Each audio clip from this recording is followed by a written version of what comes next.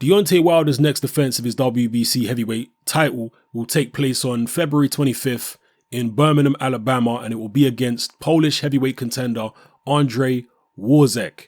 Now, you'll have to forgive me if I'm butchering that surname, but I don't speak Polish, so I'm not sure how it's supposed to be pronounced.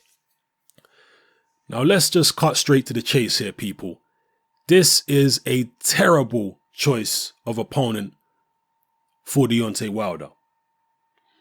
There isn't that much in the WBC top 10, and correct me if I'm wrong here, but I believe you have to be in the WBC top 10 to be eligible for a voluntary defense.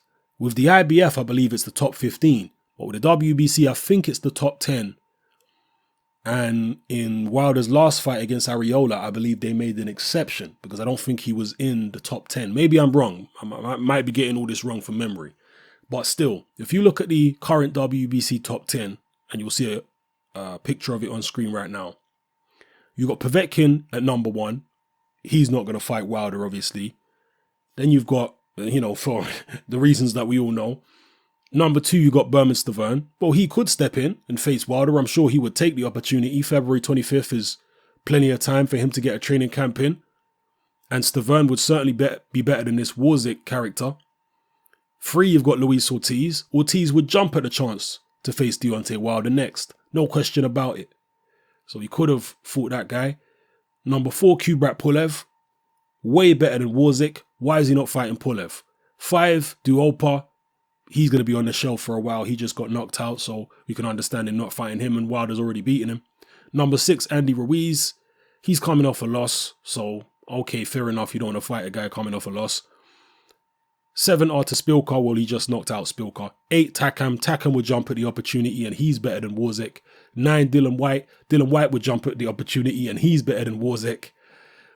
10, Gerald Washington. He would jump at the opportunity. He's also an Al Haymon fighter, just like Deontay Wilder. And he's better than Wawrzyk as well, as far as I'm concerned. 11, Mariusz Wach. His last fight, I can't remember who Wach fought last. Was it Povetkin? Has he fought since the Povetkin fight? I'm not sure if he's coming off a loss. But I would also say that he's better than Wawrzyk. Maybe I'm selling Wawrzyk short here, but I've seen him fight a couple of times. Most notably when he got starched in 3 rounds by Alexander Povetkin several years ago. He's got nobody on his resume of any consequence, Wawrzyk, even though he has had, let me just check how many fights he's actually had again. He's had 34 fights. He's won 33, 19 by knockout. The one loss was to Alexander Povetkin, and that was back in, when was it here? Back in 2013. I remember watching that fight live at the time, and Povetkin just walked straight through him, basically. It really wasn't competitive at all. So, anyway, getting back to the rankings, Wawrzyk is at number 12. 13 is Jarrell Miller. And a lot of people would see the Miller fight as better than the Wawrzyk fight too. 14, David Price. I mean, there's a lot of split opinions on David Price. 15 is Andrzej Rudenko. So I've just mentioned several fighters there who I'm certain would be willing to step in and face Deontay Wilder on February, when is it again? Let me just check this date. I don't want to get the date wrong. February 25th. There's loads of fighters in that list that would love the opportunity to step in. You know for certain that Luis Ortiz would take the fight in a heartbeat. I'm sure Pulev would probably do it too. And Takam and several other fighters I've mentioned. So there really is no excuse for this particular defense here. Yes, I know that Deontay Wilder was going to fight Povetkin earlier on this year, but because of Povetkin failing a drug test, it didn't happen. Certain things are out of your control, but this right here is not out of Deontay Wilder's control. And his honeymoon period as a champion, the Povetkin situation aside, should be a thing of the past. This guy's been champion for a while now. He's had a lot of fights. Wilder must be approaching, 40 fights now? How many fights has this guy had? 37 fights. Yeah?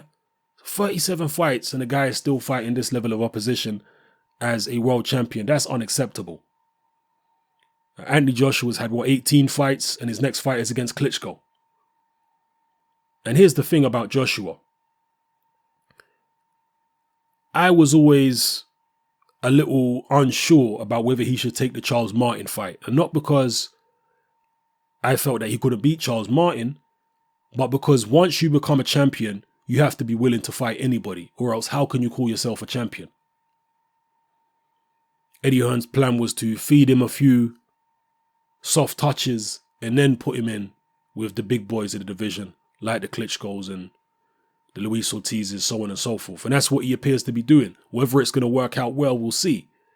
But for somebody with such little experience like Joshua, his honeymoon period was relatively short compared to Wilder's. So Wilder's really got to sort it out, man. Yes, I've got the greatest sympathy for him with the Povetkin situation, but Povetkin was a mandatory challenger. When it comes to the voluntary defenses, look what Joshua's doing. He's taking on Klitschko in a voluntary defense. And here we have Wilder, when it comes to his voluntary defenses, they're very poor level opponents. I know Chris Ariola's a name, but he was washed up beyond belief. Artur Spilker, I think, is a decent level heavyweight, but nothing special. He's a tricky boxer, and he gave Wilder a few problems. But you've seen what Eric Molina's like. He's really very poor level. And who else did he fight? Johan Duopa, I mean, he's a decent fighter, but European level, really. You saw what Povetkin, I mean, in fact, let me not talk about the Povetkin fight, because he did take that fight on a day's notice, to be fair. So it wasn't the same. It certainly wasn't the same Duopa that fought Deontay Wilder. So let me just retract that and take that back. But still, there's plenty of guys in the top 10, top 15 for Deontay Wilder to fight. So to be taking on this Wawrzyk guy, as far as I'm concerned, that's indefensible. Maybe some of you guys disagree. If you do, drop it in the comment section below and explain why. Maybe there are certain things I'm unaware of which would make the likes of Luis Ortiz and Carlos Takam, Gerald Washington, Marius Wack, Dylan White, Kubrat Pulev, etc. unavailable for February 25th. You let me know in the comment section below, people. It's your boy Hatman, I'm out.